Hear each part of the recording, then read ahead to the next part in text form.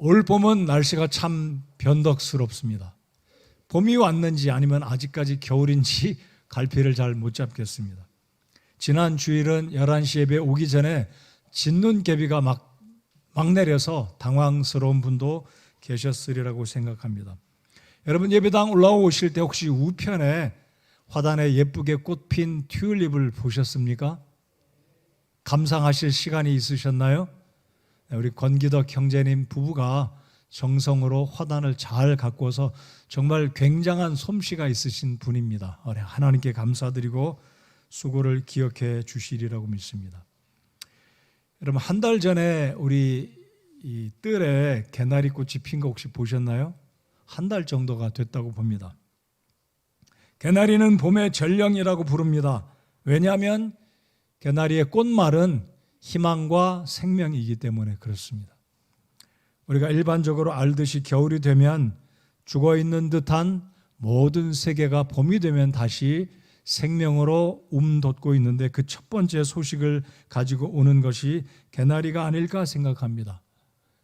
죽었던 나무가지에서 잎사귀가 먼저 나오는 게 아니라 노란 꽃으로 단장한 개나리가 피니까, 그래서 사람들은 이 개나리를 가리켜 부활의 상징이다라고 이야기를 합니다. 오늘은 우리 예수님께서 부활하신 날입니다. 꼭 이 날은 아니지만 기독교 교회력으로 4월 셋째 주일을 우리 예수님의 부활하신 날로 기념하고 우리 주님 앞에 감사와 영광을 올려드리는 복된 주일입니다. 오늘 저는 여러분들과 함께 방금 읽었던 이 베드로전서 1장 3절부터 9절까지 우리 주님의 부활이 우리에게 주시는 축복 세 가지가 무엇인지 나누겠습니다. 여러분, 비단 우리 예수님의 부활이 세 가지 축복만 주시겠습니까? 굉장히 많은 복들을 주셨다고 믿습니다. 그러나 저는 읽은 본문을 통해서 우리 주님이 베드로를 통해서 우리에게 주시는 부활의 축복이 무엇인지 세 가지만 살펴보고자 합니다. 주보에 빈칸으로 제가 남겨두었는데 일부러 여러분이 손수 펜으로 빈칸을 채울 때 여러분 마음속에 더 기억이 남겨지리라 생각이 되어서 빈칸으로 남겨두었습니다. 자, 그러면 첫 번째로 예수 그리스도의 우리 주님의 부활이 우리에게 주시는 축복은 첫 번째 무엇일까요? 사한 소망을 주셨다라고 믿습니다. 3절을 우리 다 같이 한 번 더 읽겠습니다. 3절입니다. 시작. 하나님 곧 우리 주 예수 그리스도의 아버지를 찬송하리로다. 그분께서 자신의 풍성하신 긍휼에 따라 죽은 자들로부터 예수 그리스도를 부활하게 하심으로 우리를 다시 낳으사 사한 소망에 이르게 하셨으며. 아멘. 우리를 다시 낳았다는 의미는 거듭나게 했다는 의미이고 다른 말씀으로 구원받게 하셨다라는 겁니다. 예수님의 죽으심과 부활이 없다면 어찌 우리가 거듭나 하나님의 자녀가 될 수 있겠습니까? 우리가 구원받은 것은 예수 그리스도의 죽으심과 부활에 근거합니다. 그 결과로, 그 열매로 사한 소망에 이르게 하셨다. 진행형입니다. 이르게 하셨다. 다시 말씀드리면 우리의 영과 혼이 구원받았지만 우리의 몸은 지금도 구원받고 있고 부활하신 예수님을 뵐 때에 비로소 우리의 몸이 구원받게 될 것이기 때문에 여전히 이 놀라운 소망에 계속 이르게 하고 있는 이 의미를 생각해 보시기 바랍니다. 여러분, 오늘 이 사한 소망에 이르게 하셨다는 이 축복, 예수님의 부활은 2000년 전 베드로에게만 감격으로 다가온 사실이 아니라 오늘 우리에게도 21세기를 살아가는 이 시대, 이곳에 모여있는 저와 여러분에게도 이 부활은 생생한 실제적인 부활의 사건으로 믿고 감사드리는 이 시간이 되시기를 바랍니다. 여러분, 그래서 성경은 사한 소망이다라고 이야기합니다. 여러분, 이 사한 소망은 단순한 기대나 사람의 소원 이상을 넘어서는 것으로 분명히 미래에 주어질 확실한 상급과 영원한 생명을 바라보게 하는 소망이기에 사한 소망이다라고 성경은 말씀합니다. 제가 킹 제임스 영어 성경을 보니까 A lively hope 그랬습니다. 여러분, 무엇인가 스포츠 경기도 생중계다라고 하면 그 경기를 바라보는 이 청자들의 마음, 청중들의 마음이 다릅니다. 재방송 그러면 기대감이 좀 떨어지지만 생방송으로 중계되는 것은 굉장히 기대감을 갖습니다. 아니 어찌 보면 실제로 운동 경기가 일어나는 경기장에 가서 본다면 더 감동은 더하죠. 연극이라든지 어떤 가수들이 부르는 그 노래 발표도 생중계 아니면 라이브 쇼다. 그럴 때 우리의 감동은 다릅니다. 그렇다면 성경은 이렇게 표현합니다. 그냥 소망이 아니라 살아있는 소망이다. 여러분에게 그리고 저에게 우리 주님께서 산 소망을 주시고 산 소망에 이르게 하신다는 이 사실로 인해서 이 아침에 우리 기뻐하고 감사하십시다. 여러분 한 주간 동안도 아마 우리 성도 여러분들 가운데는 이런저런 일들로 인해서 소망보다는 낙심과 걱정과 근심에 살다가 오늘 나오신 분이 계실 겁니다. 이번 주간에 산 소망을 주셨고 산 소망에 이르게 하신다. 우리를 계속 뒤에서 밀어주시고 격려해 주시고 하나님께서 우리에게 주신 이 소망은 죽은 소망이 아니라 살아있는 소망을 주셨다는 것을 믿고 감사하십시다. 저는 이 말씀을 그렇게도 묵상해 보았습니다. 산 소망이 있다는 말은 그렇지 않다는 소망. 무슨 소망이 있다는 걸까요? 죽은 소망도 있구나 생각해 보았습니다. 여러분의 마음속에 우리 주님께서 주신 소망은 살아있다라는 것으로 인해서 감사하시는 이 아침 예배 시간이 되시기 바랍니다. 자, 본문을 기록했던 이 베드로 저자는 어떤 상황에서 이 베드로 전서와 베드로 후서를 기록했을까요? 베드로가 당시 이 베드로 전서를 기록할 때 베드로 사도는 네로에 의해서 굉장한 핍박과 위험을 맞이하던 시대에 기록했습니다. 이 당시에 살고 있던 성도들은 어떠했을까요? 성도들 역시 핍박과 환난과 어려운 목숨을 잃어버릴 듯한 위험을 피해서 믿음을 지키고 살아갔던 그 시대에 성도들에게 하나님께서 부활의 소망, 즉 산 소망을 주셨다는 말씀으로 베드로가 위로받고 성도들이 위로받았던 그 시대였다라는 것을 생각해 보면 더 큰 축복이 되시리라고 믿습니다. 여러분, 우리 예수님은 이런 말씀을 하셨습니다.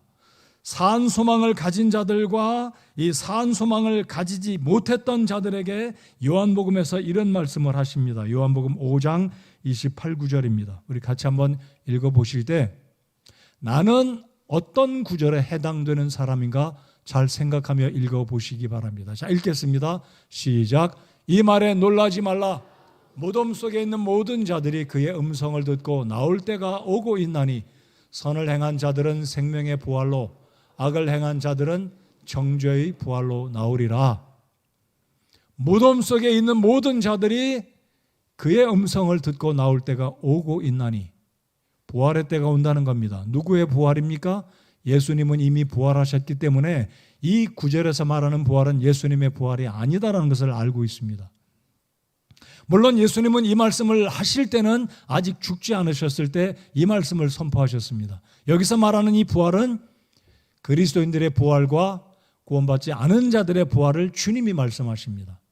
자, 예수님이 부활하셨기 때문에 모든 자들의 부활이 분명히 이루어질 수 있다는 것을 우리가 믿습니다. 자, 다시 말씀드립니다. 이 말에 놀라지 말라. 무덤 속에 있는 모든 자들이 그의 음성을 듣고 나올 때가 오고 있나니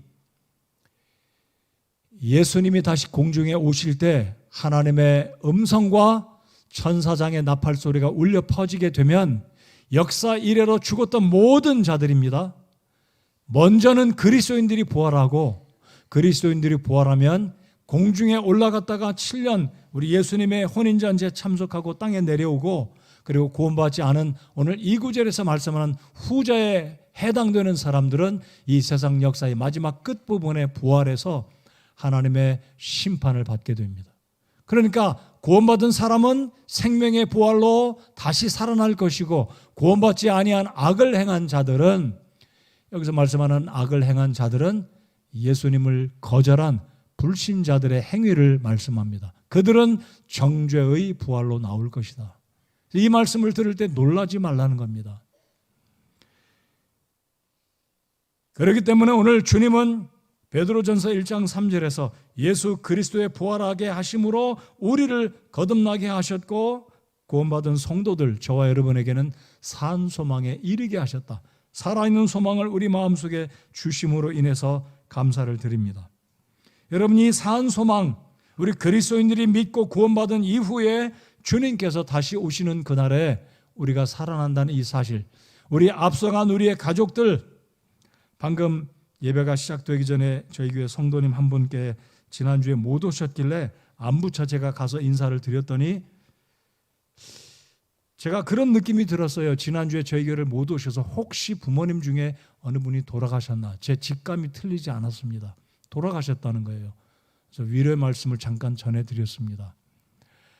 사랑하는 성도 여러분들, 오늘 이 말씀으로 위로가 되어주시기 바랍니다. 우리 주님 안에 잠자는 세상을 떠나 천국에 가 있는 사랑하는 우리 성도들, 우리의 가족들은 예수님이 오실 그날에 다시 무덤이 열리면 그 속에 있는 모든 자들이 부활할 것을 믿습니다. 이 말씀으로 위로가 되시기를 바랍니다. 자, 그렇다면 오늘 제가 이런 측면으로 접근을 해보겠습니다. 모든 운전자들은 의무적으로 운전자 보험을 듭니다. 운전보험 들지 않으면 불법이죠. 위법입니다. 자, 그렇다면 보험을 드는 목적과 이유는 그렇지 않습니까? 어떤 재난과 위험과 보상을 해야 되는데 내가 감당할 수 없기 때문에 보험을 듭니다. 화재보험, 교육보험, 의료보험 등등의 여러 가지 보험을 듭니다. 자, 비유적으로 말씀드린다면 우리 그리스도인들은 예수 그리스도께서 성경에서 말씀하시는 천국, 미래의 소망, 이 모든 것을 우리가 믿음이란 값을 지불하고 예수님의 이름으로 소망을 사게 되는 소망이라는 보험에 가입한 것과 같다라고 저는 봅니다. 여러분, 우리 그리스도인들은 산 소망을 이미 얻었습니다. 왜입니까? 믿음으로 예수님을 나의 구주로 영접했기 때문에 이 믿음의 결과로 우리 하나님은 오늘 말씀처럼 우리를 다시 낳으사 산 소망에 이르게 하셨다라고 말씀합니다. 여러분 마음속에 부활에 대한 소망이 있으신가요? 주님 안에 잠자는 우리의 가족들을 만날 수 있다는 소망이 분명히 있으시다면 우리 주님 앞에 이 시간 감사하십시다.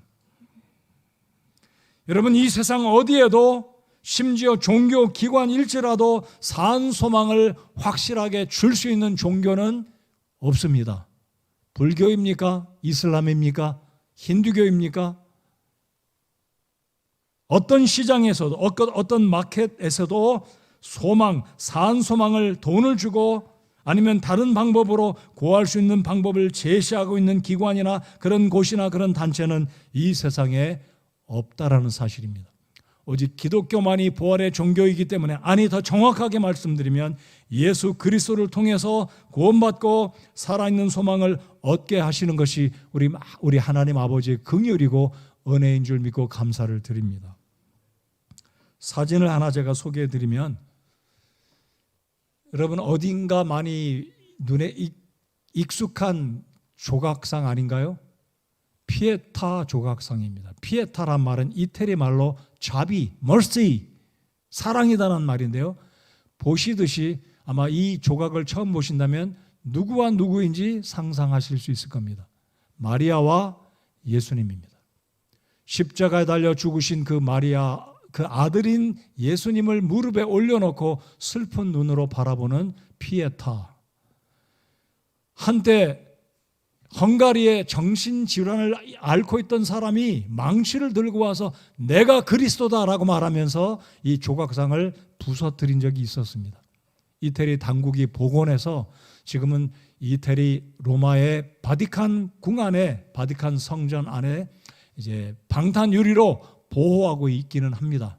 근데 저는 이 동상, 이 조각상을 이야기하는 의미는 무엇이냐면 예수님은 죽으신 것은 사실이지만 지금도 죽은 상태로 계신 것이 아니라 살아계시고 지금도 온 세상을 살피시고 주관하시고 우리를 돌보아 주시는 살아계시다는 곳에 초점을 두기 위해서 이 피에타 조각상을 말씀드리는 것입니다. 예수님은 살아계십니다. 지금도 우리와 함께 계십니다. 그래서 우리가 믿는 기독교의 십자가에는 예수님의 그 모습이 달려있지 아니합니다. 제가 여러 차례 말씀을 드렸습니다. 피에타, 굉장한 조각 작품 미켈란젤로가 죽기 이틀 전까지 심려를 기울여서 조각한 역사적인 부류의 예술품입니다. 그러나 저는 감사함으로 감동도 받을 수 있겠지만 이 차원을 넘어서 예수님은 부활하여 살아 계시다라는 것 강조합니다. 예수님 살아 계십니다. 우리 주님께 감사하십시다. 그렇기 때문에 우리 주님은 본인 당신도 살아 계시기 때문에 우리를 거듭나게 하셨고 산 소망에 이르게 하시는 살아계신 주님이심을 찬양하고 감사와 영광을 주님께 올려드립니다. 우리 주님께 감사하십시다. 예수님은 십자가에 죽으셨을 뿐만 아니라 사흘 만에 죽음을 그리고 사망과 사탄의 권세를 물리치시고 승리하셨고 저와 여러분에게 영원한 생명을 주셨습니다. 여러분, 오늘 이 시간에라도 아직 구원받지 아니한 분들이 예수님을 영접하신다면 산 소망을 얻게 될 것이고 천국에 들어가는 놀라운 구원의 축복을 받게 되는 이 구원의 문은 이 아침 시간에도 활짝 열려 있다는 것을 확신하시고, 아직 구원받지 않으셨다면 여러분 개인적으로 주님 앞에 나오셔서 예수님 앞에 죄인됨을 인정하고 회개하고 돌이켜서 예수님을 여러분의 생명의 주로 믿으시기만 하면 산 소망을 주님이 주실 것을 믿어 의심치 않습니다. 자, 두 번째로 우리 부활의 주님 예수 그리스도가 우리에게 주신 축복은 무엇일까요? 두 번째는 4절 속에 들어있습니다. 자, 4절을 같이 한번 읽어보겠습니다. 4절 같이 읽겠습니다. 시작. 썩지 않고 더럽지 않으며 사라지지 아니하고 너희를 위해 하늘에 마련된 상속 유업을 받게 하셨나니, 3절에서는 이르게 하셨으며 4절에서는 받게 하셨나니. 자, 어떤 유업이라고요? 하늘에 마련된 상속 유업. 일반적으로 상속 유업은 육신적인 부모가 세상을 떠날 때 그래도 유산이 있는 부모들은 자식들에게 유산을 남겨주는데 그것을 일컬어 상속 유업이다라고 말합니다. 여러분이 복이 있으셔서, 그래도 유복한 복이 있으셔서 부모님에게 유산을 받으셨다면 감사할 일이죠. 그런 분이 사실 얼마나 많으신지 모르겠어요. 여러분 유산 받으셨습니까? 아니면 받을 게 기대가 됩니까? 감사한 거죠. 저는 없었어요. 정신적인 유산은 아무튼 있겠지만, 그러나 우리를 생각해 봅시다. 오늘 말씀에 우리 하나님은 모든 구원받은 성도들에게 너희를 위해, 여기서 너희는 구원받은 성도들 모두를 포함합니다. 모든 그리스도인들이 하늘에 마련된 상속 유업을 받게 하셨다. 이것이 부활이 우리에게 주시는 두 번째 축복이다라는 겁니다. 기대하고 계신지 모르겠어요. 자, 그러면 이게 어떤 유업인지, 구체적으로 어떤 유업인지 성경은 66권 어디에도 구원받은 성도들이 장차 어떤 유업을 받을 것인지 구체적으로 언급은 사실 안 해놓았습니다. 이게 돈인지 권세인지 아름다운 어떤 미모인지 구체적으로 언급은 해두지 않았습니다. 그러나 이 하나님께서 예비하신, 하늘에 예비하신 상속 유업은 그 특성이 4절 초반부에 기록되어 있습니다. 우리 같이 한번 칼라로 표시한 세 가지 특성을 같이 한번 읽어보겠습니다. 하나님께서 저와 여러분을 위해서, 우리 그리스도인들을 위해서 예비하신 하늘에 주실 예비하신 상속은 첫 번째로 썩지 않고, 두 번째로 더럽지 않으며, 세 번째로 사라지지 아니하고. 모니터 볼륨을 좀 더 올려주시기 바랍니다. 자, 이 특성이 굉장히 흥미롭고 놀라운 겁니다. 조금 더 올려주세요. 첫 번째, 썩지 않아요. 두 번째는 더럽지 않습니다. 세 번째는 어떻다고요? 사라지지 아니합니다. 자, 그렇다면 이 세 가지 특성들을 생각하면서 여러분이 이 세상에서 물려받은 유업이라든지 아니면 여러분이 지금 굉장히 중요하게 생각하는 여러분의 어떤 보물, 여러분의 재산가치 목록 1번이라고 할 수 있는 것 가운데 썩지 않고 더럽지 않으며 사라지지 않는 것이 있다면 그것이 무엇인지 생각해 보시기 바랍니다. 과연 어떤 것이 우리가 이 땅에 살 때 귀중하게 생각하는 것이 썩지 않고 더럽지 않으며, 특별히 2번은 굉장히 의미가 있습니다. 어떤 거부들이 모은 재산들, 황금이 되었던 주식이 되었던 어떤 것이든 과연 그것이 더럽지 않은 아름답고 깨끗한 것이라면 더할 나위 없이 자부심을 가지고 감사하겠죠. 그러나 과연 이 세상에 있는 수많은 거부들이 가진 소유한 부함들이 더럽지 않은 것이 얼만큼 될까요? 부정과 부패를 통해서 얻은 것들, 하나님 목전에 적합하지 않은 방법으로 얻은 것들을 적지 않을 것입니다. 또 그럴지라도 정당한 방법으로 쌓은 것일지라도 사라지지 않는 것이 과연 있을까요? 천국에 들어가면 다 사라집니다. 아무것도 못 가지고 갑니다. 근데 우리 하나님께서 우리에게 주실 하늘에 예비하신 부활의 축복 두 번째는 썩지 않고 더럽지 않고 영원히 사라지지 않을 것이다 라고 주님이 약속해 주고 계십니다.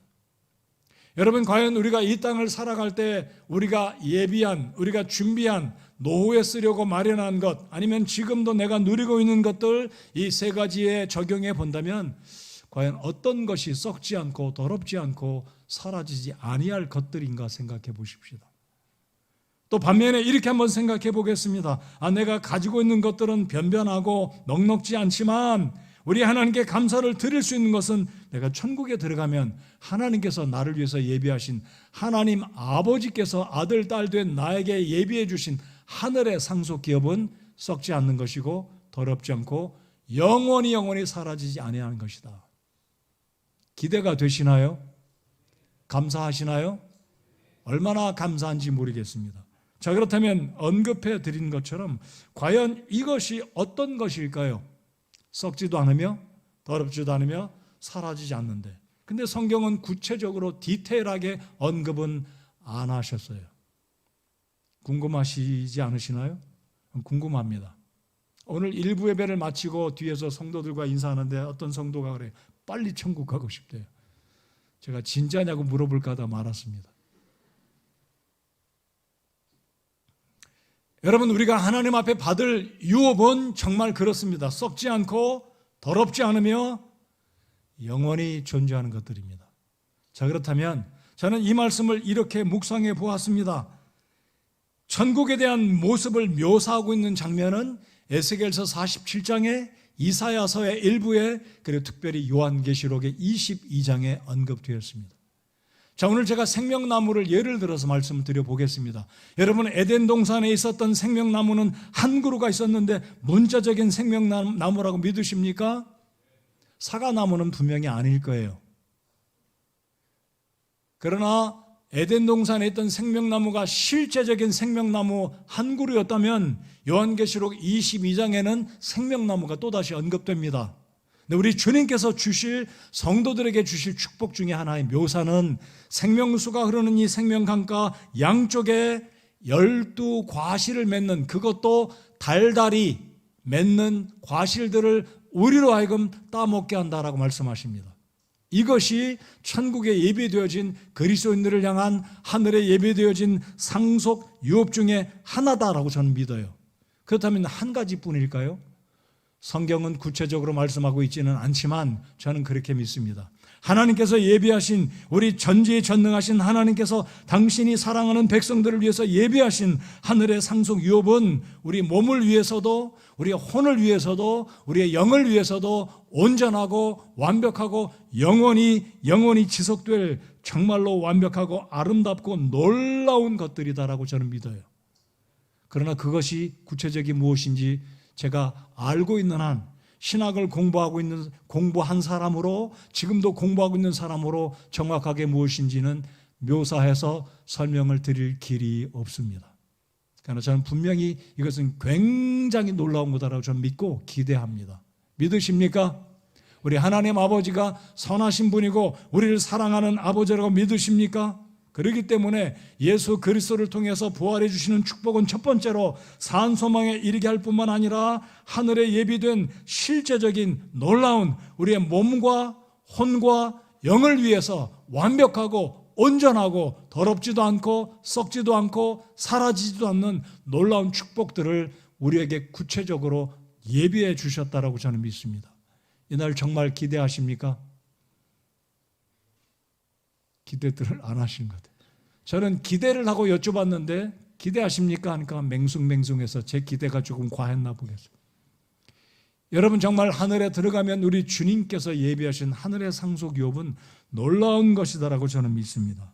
이것이 우리 그리스도 예수께서 부활하신 모든 구원받은 성도들에게 주실 하늘에 예비되어진 두 번째 부활해 주시는 축복이다라고 믿습니다.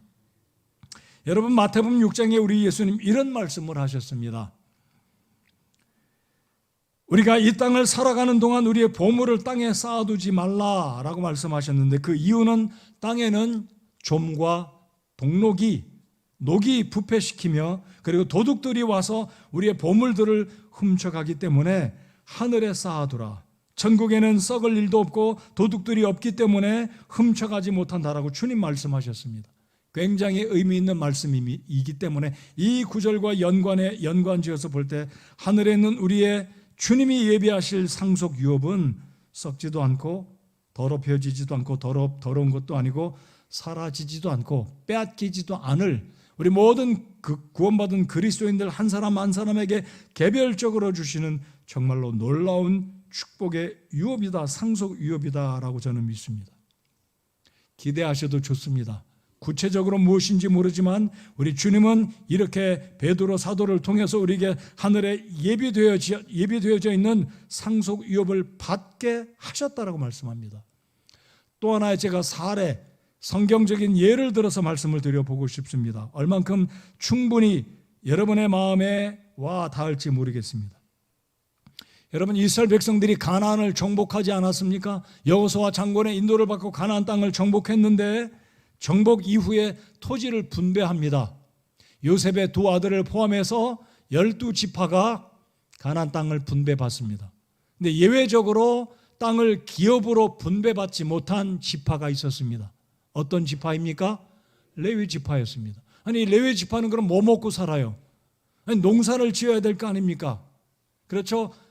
양이나 염소를 키워야 가죽을 얻고 버터를 얻고 우유를 얻지 않겠습니까? 근데 레위 지파는 없었습니다. 하나님이 안 주셨어요. 레위 지파가 하나님께 밉보여서 그런 걸까요? 그렇지 않습니다. 놀라운 우리 주님이 민수기 18장 20절에 이런 말씀을 해주셨습니다. 우리 같이 한번 보시면서 생각하며 이 구절을 읽겠습니다. 자, 이 구절 속에 굉장한 축복과 특권이 레위 지파에게 주어졌다. 12지파 가운데 유독이 레위 지파에게만 주어졌다라는 것을 기억하며 읽어보겠습니다. 자, 시작. 주께서 또 아론에게 이르시되 너는 그들의 땅에서 상속 재산도 갖지 못하고 그들 가운데서 아무 목도 갖지 못하리니 내가 이스라엘 자손 가운데서 내 몫이요 내 상속 재산이니라. 아멘. 이게 무슨 의미일까요? 이스라엘 레위 지파를 제외한 11지파, 요셉을 한 지파로 볼 때 11지파는 땅을 분배받았습니다. 그러나 레위 지파는 땅을 약속의 기업으로 받지 못했지만 하나님이 친히 레위 지파의 기업이 되어 주시겠다라는 겁니다. 농사를 짓다가 농사가 망가져도 양떼를 키우다가 양떼가 굶어 죽고 병들어 죽어도 먹을 것이 없을 걱정을 할 이유가 없는 것은 하나님이 친히 그들의 기업이 되어 주셔서 공급해 주시겠다는 겁니다. 자, 그렇다면 머리가 빨리 돌아간다면 어떤 기업으로 하나님께 받는 게 낫겠습니까? 땅입니까? 하나님입니까? 하나님이죠. 이 말씀은 영적으로 구원받은 그리스도인들에게 우리 하나님께서 이 땅을 살아가는 동안 우리의 모든 필요를 공급해 주실 뿐만 아니라 천국에 들어가서 하나님이 우리의 하늘에 예비한 상속 기업을 주시는 아버지가 되신다는 사실을 구약 성경은 우리에게 교훈하여 보여주고 있는 것입니다.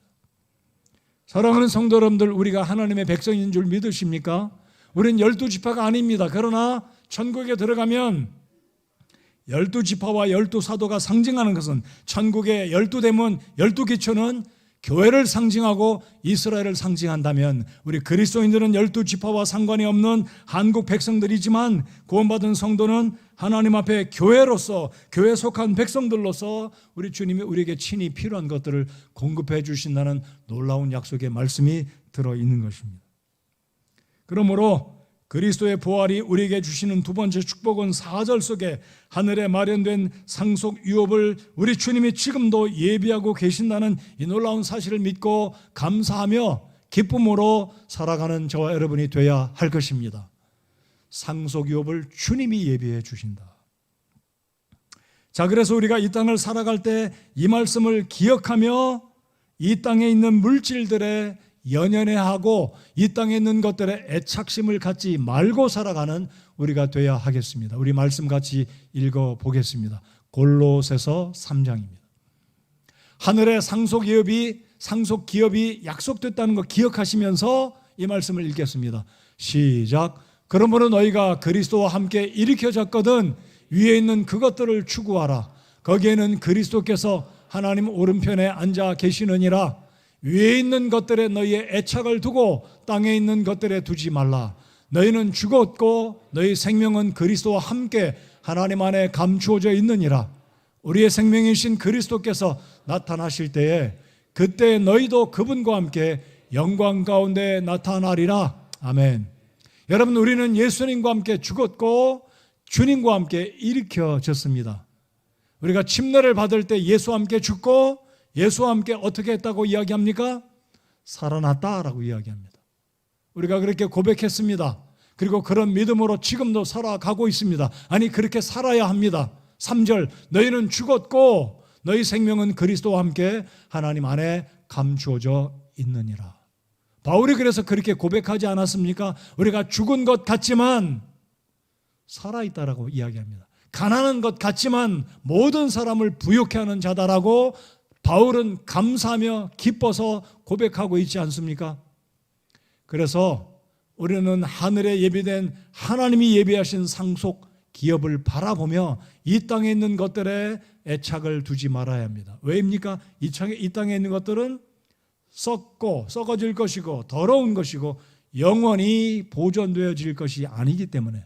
그래서 우리 주님은 구체적으로 어떤 것이 하늘에서 상속 유업으로 주님이 예비하신 것이고 우리가 그것을 받을 것인지 모르지만, 상속 유업은 하나님과의 놀라운 영적인 교제와 아름다운 축복으로 구원받은 성도들과 더불어 천사와 더불어 우리를 구원하신 예수님과 함께 영원히 우리의 몸과 혼과 영이 정말 만족하며 기쁨 가운데 살아가는 그 축복이 하나님이 예비하신 하늘에 예비된 상속 유업이다라고 저는 믿습니다.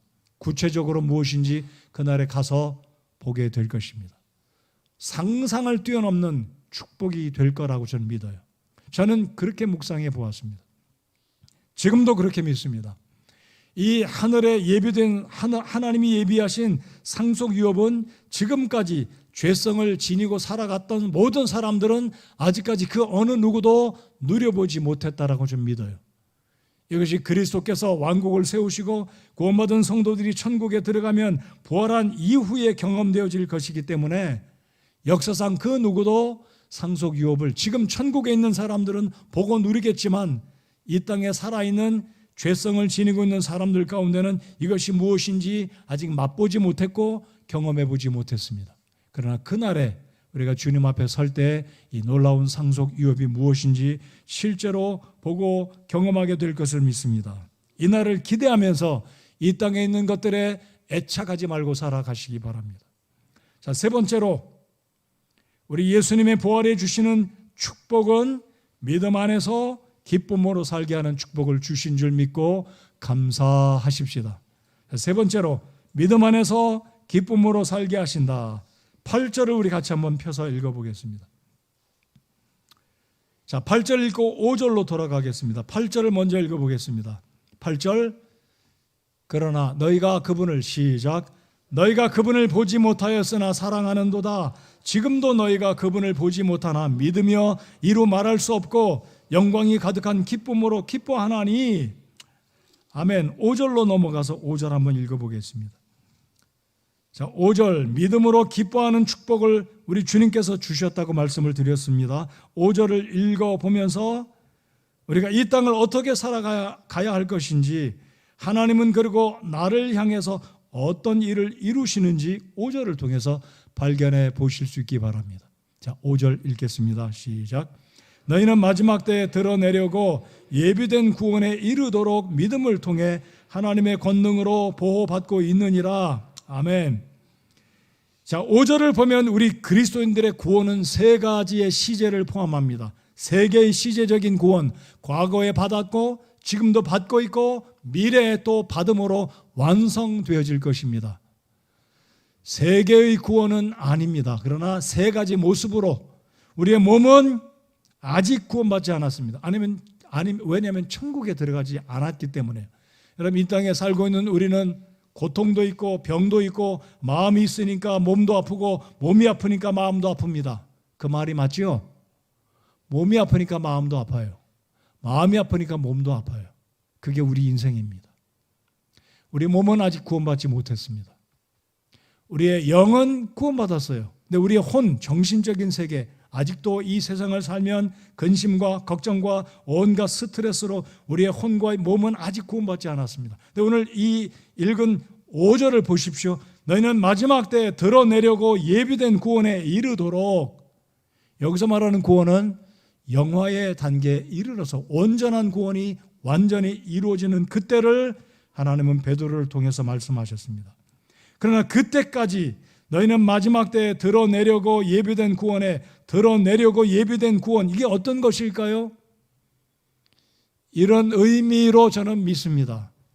정말로 구원받은 모든 그리스도인들이 지금은 고통도 있고 질병도 있고 아픔도 있고 때때로 넘어지고 죄를 짓기도 합니다. 하나님 앞에 부끄러운 모습이지요.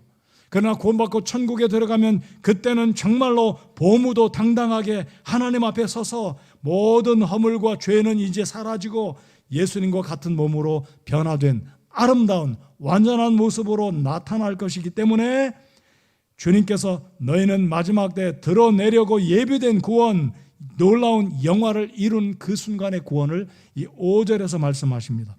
그런데 그때까지 하나님은 우리를 어떻게 보호하신다고 말씀합니까?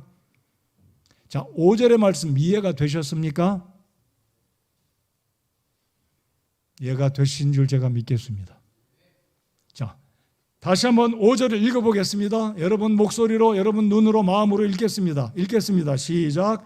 너희는 마지막 때에 드러내려고 예비된 구원에 이르도록 믿음을 통해 하나님의 권능으로 보호받고 있느니라. 아멘. 우리의 몸이 아직 온전한 구원을 받지 않았습니다. 천국에 아직 들어가지 않은 상태이기 때문에 하나님은 당신의 권능으로 우리를 보호해 주고 계십니다. 사탄으로부터, 불시험으로부터 우리를 보호해 주고 계십니다. 감사하십니까? 그런데 조건이 하나 따라 붙습니다. 여러분, 이 구절을 잘 보시면 어떻게 하나님이 권능으로 우리를 보호하신다고요? 그렇습니다. 믿음으로. 이 믿음은 하나님 믿음이 아니에요. 하나님은 믿음이 필요 없으신 분입니다. 우리가 구원받은 이후에도, 구원받을 때 믿음도 필요했지만 구원받은 이후에 성화의 과정을 살아가며 영화의 단계에 이르기까지, 천국에 들어가기까지 여전히 우리는 믿음을 통해, 믿음이 있어야 하나님이 우리를 보호해 주시고 은혜를 주시고 사랑을 베풀어 주신다는 조건으로 저는 이 말씀을 믿습니다. 예비된 구원에 이르도록 믿음을 통해 하나님의 권능으로 보호받고 있느니라. 그러므로 부활에 하나님께서 허락해 주신 세 번째 축복은 우리가 이 땅을 살아가면서 믿음으로 살 때 하나님은 우리에게 권능으로 보호해 주시며 이런 저런 복들을 주시고 기쁨으로 살아갈 수 있는 능력을, 그런 축복들을 허락해 주신다고 믿습니다. 8절로 넘어가서 다시 한번 보십시다. 8절.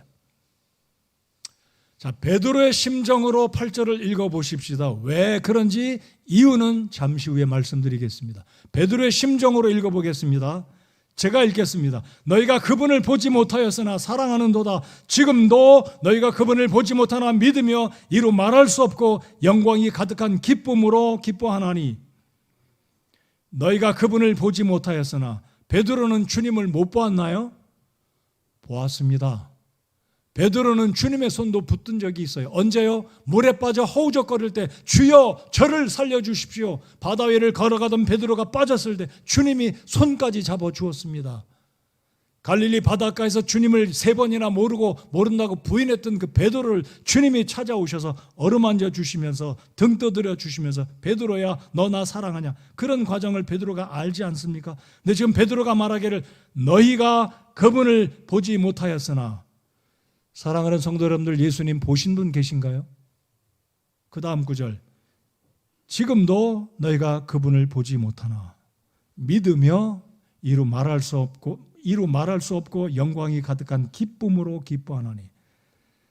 여기에 너희는 누구인가요?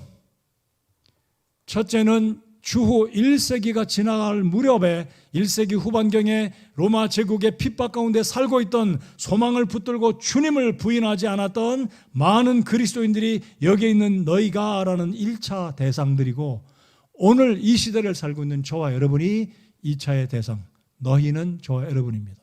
자, 이 말씀을 다시 제가 읽겠습니다. 너희가 그분을 보지 못하였으나 사랑하는도다. 주님 사랑하십니까? 어떤 상황에서도 주님 사랑하십니까? 그 다음, 너희가 그분을 보지 못하나 믿으며 이루 말할 수 없고 영광이 가득한 기쁨으로. 두 번을 언급합니다. 너희가 그분을 보지 못하였으나 사랑하는도다. 지금도 너희가 그분을 보지 못하나 믿으며 이루 말할 수 없고 영광이 가득한 기쁨으로. 과연 저와 여러분이 말로 감당할 수 없는 가득한 기쁨으로 기뻐하고 있나요? 그러지 못할 때가 많이 있습니다. 때때로 이런 문제로 낙심하고 저런 문제로 좌절하고 마음 아파하고 예배도 나오고 싶지 않을 때가 있고, 아니 어떤 경우는 예배도 안 나와요. 사람이 보기 싫어서, 하나님께 실망해서, 기도가 응답돼서 성경 읽는 것도 덮어버립니다. 기도하다가도, 더 열심히 기도하다가도 포기할 때가 있습니다. 솔직히 해봅시다. 그러지 않나요? 저만 그런 것 같아요? 우리가 그런 사람들입니다. 육신을 입고 있기 때문에. 근데 지금 베드로가 말하기를 지금도 그분을 보지 못하나 믿으며 이루 말할 수 없고 영광이 가득한 기쁨으로 기뻐하나니. 이게 어떻게 가능합니까? 믿음으로 살아가면 가능한 줄 믿어야 합니다. 그러므로 우리 주님이 주시는 축복 가운데 하나가 믿음이고, 부활의 축복 가운데 하나는 믿음으로 살아갈 때, 하나님은 여전히 우리가 이 땅을 살아갈 때 많은 고통과 좌절과 낙심이 있지만 능히 견뎌낼 수 있는 축복은 믿음으로 살 때, 믿음으로 우리가 살아갈 때 하나님은 믿음을 통해 하나님의 권능으로 우리를 보호해 주고 계신다는 겁니다. 우리 말씀 한 구절 또 읽어보겠습니다. 6절 읽겠습니다. 6절. 오늘 오후 예배를 마치면, 아마 어떤 그룹은, 어떤 전도회는 오전 예배 마치면 전도회 원래회로 모일 텐데, 오늘 주보 하반부에 보면 6절 말씀을 읽고 묵상하는 구절이 있습니다. 자, 6절 다 같이 읽겠는데요. 이 구절을 잘 읽어보시기 바랍니다. 음미하면서 읽어보시겠습니다. 자, 읽겠습니다. 6절, 7절 읽겠습니다. 시작.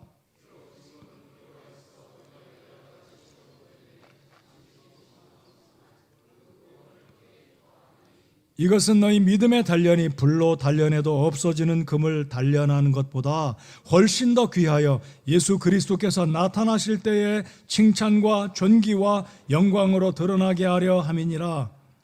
아멘. 저는 6절을 이렇게 표현해도 괜찮으시다면 양해해 주시고, 6절을 이렇게 표현해 보고 싶습니다. 굉장히 매력적인 표현입니다. 굉장히 의미가 있고 재밌는 표현입니다. 그리고 이 구절은 사실입니다. 제가 읽어보겠습니다. 비록 지금은 필요가 있어서 너희가 여러 가지 시험으로 인해 잠시 근심하고 있지만, 자, 그러면 이 필요는 내가 필요해서 고난 속으로 들어갔다는 게 아닙니다. 이것은 하나님이 의도적으로 저와 여러분을 단련하기 위해서 잠시 저와 여러분을 들어서 환난의 장소, 시험의 장소로 옮겨 놓았다는 말씀입니다. 잠시 필요가 있어서, 지금은 필요가 있어 너희가 여러 가지 시험으로 인해 잠시 근심하고 있지만, 그래서 기쁘고 감사한 것은, 주님이 나를 시험하고 고난받게 하는 것은 잠시구나. 잠시, temporary, 잠시구나. 이게 10년, 20년, 일평생 지나치는 굉장한 기간이 아니라 잠시. 감사하신가요? 여러분 스스로 위로하시고 기뻐하십시오. 하나님이 내게 연단을 가져다 주신 지금 내가 고난받고 있는 이 일들, 시험받고 있는 이 일은 잠시 하나님께서 내게 필요하기 때문에 잠시 고난의 과정에 고난의 인큐베이터에 넣으시고 이 과정을 마치면 정금처럼 빚어진 단련받은 믿음의 사람이 되어서 주님 앞에 설 때 칭찬과 존귀와 영광으로 나타나게 하려는 축복의 말씀이구나라고 믿으셔야 된다는 겁니다. 우리 하나님은 우리의 모든 필요를 아십니다. 물질의 필요, 정신적인 필요, 몸의 필요, 혼적인 필요, 아니 심지어 영적인 필요 모두 다 아십니다. 근데 6절 다시 보시면 지금은 필요가 있다는 거예요. 이 필요가 없는 사람일수록 성숙한 사람인 줄 믿습니다. 시험이 적을수록 성숙한 사람일 수 있습니다. 아니 그렇습니다. 어찌 보면 구원받지 않은 사람은 어찌 보면 하나님이 아예 시험하지 않을 수도 있어요. 이건 어찌 보면 과언입니다. 왜냐하면 하나님께서 사랑하는 자에게 히브리서에 있는 말씀을 보시면 사랑하는 당신의 자녀들에게 어떻게 하신다고요? 어떻게 하신다고요? 채찍하신다 그랬어요. 버림받은 자는 채찍이 없어요. 사생자는 채찍이 없어요. 주님 그렇게 말씀하셨어요. 그렇기 때문에 구원받은 사람은 하나님이 그를 단련하기 위해서 말씀처럼 지금은 필요가 있어. 우리 모두가 어떤 필요가 있다고요? 물질적인 필요, 건강의 필요도 있지만 때때로 우리의 믿음을 성숙하게 하기 위한 하나님께서 보시는 우리 모두의 영적인 필요다라는 겁니다. 근데 그것은 잠시예요. 잠시. 감사하십니까? 자, 이 말씀 기뻐하면서 믿음으로 기뻐하며 살아가는 삶이 되고자 하기 위해서 6절, 7절 한 번 더 기쁨으로 겸손히 자원하는 마음으로 주의 말씀을 읽겠습니다. 자, 읽겠습니다. 시작. 비록 지금은 필요가 있어 너희가 여러 가지 시험으로 인해 잠시 근심하고 있지만 그 구원을 크게 기뻐하나니 이것은 너희 믿음의 단련이 불로 단련해도 없어지는 금을 단련하는 것보다 훨씬 더 귀하여 예수 그리스도께서 나타나실 때에 칭찬과 존귀와 영광으로 드러나게 하려 함이니라. 아멘. 예수님 앞에 설 때에 우리가 죽었다가 부활할 그때 주님 앞에 설 때 칭찬과 존귀와 영광으로 드러나기를 원하십니까? 그렇다면 지금 여러분의 삶 가운데는 어떤 시련도 잠시 주님께서 나를 단련하고 계신다 생각하시고 원망과 불평과 짜증이 아니라 믿음으로 기뻐해야 할 것입니다. 이 기쁨은 이러한 과정들은 구원받지 않은 자들에게 주님이 엄밀히 말씀드리면 허락하지 아니하십니다. 다른 말씀으로 말씀을 드리면 방임하셨어요. 하나님이 방치하셨습니다. 그럼에도 불구하고 우리 하나님은 여전히 모든 사람들이 구원받기를 원하고 주님 앞에 돌아와 회개하기를 원하시는 분이 우리 하나님 아버지의 사랑인 줄 믿습니다. 맞습니까? 그렇습니다.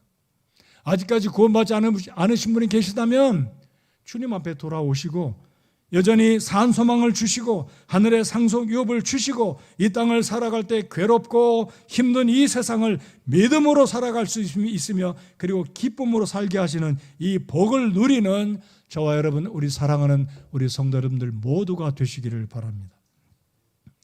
요한일서 5장 4절 말씀 같이 한번 읽어보겠습니다. 노란 글자를 먼저 읽겠습니다. 노란 글자 시작. 세상을 이기는 승리는 이것이니 곧 우리의 믿음이니라. 여러분 이 세상을 우리가 어찌 이기겠습니까? 믿음이 이기게 한다는 것을 믿고 감사합시다. 세상을 이기는 것은 곧 우리의 믿음이다 라고 주님 말씀하십니다. 여러분 그러므로 믿음이 있을 때 사탄의 불시험을 막아낼 수가 있을 것입니다. 믿음으로 기도할 때 주님이 응답을 주실 것을 믿고 끝까지 기도할 수 있을 것입니다. 믿음이 있을 때 고난도 능히 견뎌낼 것입니다. 그러므로 우리 하나님께서 우리에게 세 번째 주시는 부활의 축복은 4절, 5절, 6절, 7절 말씀. 단련받는 이 믿음으로 하나님은 우리를 권능으로 보호하시고 주님이 오시는 그날까지 우리 모든 구원받은 성도 한 분 한 분 여러분 모두를 우리 주님의 권능은 우리가 믿음으로 살아갈 때 보호하시며 믿음으로 살아갈 때 우리를 빚으시고 잠시 받는 이 시험과 연단 가운데 주님 앞에 설 때 부활한 그날에 주님 앞에 칭찬과 존귀와 영광으로 드러나게 하신다라는 사실을 믿고 감사하시는 기뻐하며 살아가는 저와 여러분 모두가 되시기를 바랍니다. 오늘 말씀의 결론입니다. 고난 중에도 산 소망으로 살아가는 하나님이 예비하신 하늘의 유업을 소망하며 살아가는 그런 믿음으로 환난 가운데, 시험 가운데, 고난 가운데 기뻐하며 살아가는 부활의 열매를 누리는 성도 여러분들, 저와 여러분 모두가 되시기를 바랍니다. 미국 캘리포니아의 샌프란시스코 부근에 유명한 실리콘밸리 지역에 명문 대학이 있는데 그 대학 이름이 스탠포드 대학입니다. 스탠포드의 이름을 따라 1885년에 세워진 대학입니다. 미국의 명문 대학 중에 하나이죠.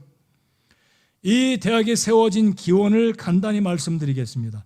스탠포드시는 캘리포니아주 상원 의원을 지낸 명망 있는 사람이었습니다.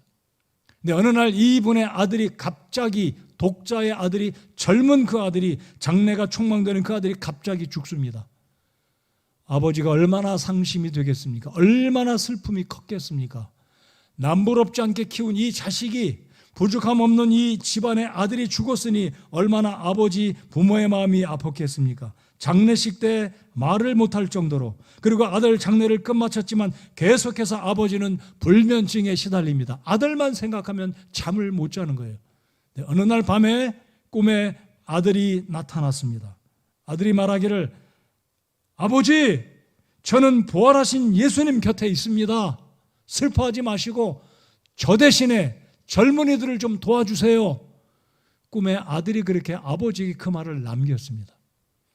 이튿날 아침에 꿈을 깨고 나니 아버지가 그동안 더 이상 슬퍼한 이 자신들이 이제는 더 이상 슬퍼하지 말아야 되겠구나. 내 아들은 부활하신 예수님 곁에 산다고 꿈에 이야기한 것은 사실이겠거니 하고 믿고 확신하며 그가 믿었던 예수님의 부활은 진짜구나 라고 믿게 되면서 소망을 갖게 되었고, 전 재산을 다 기부해서 대학을 세우기로, 꿈에 아들이 말했던 것처럼 아버지, 제 걱정 마시고 슬퍼하지 마시고 젊은이들을 좀 도와주십시오.